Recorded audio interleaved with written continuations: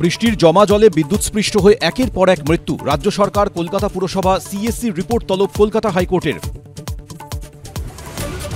ক্ষতিপূরণ নিয়ে কি ভাবছে রাজ্য জানাতে হবে রিপোর্টে, নিকাশি রিপোর্ট দিতে পুরসভাকে নির্দেশ।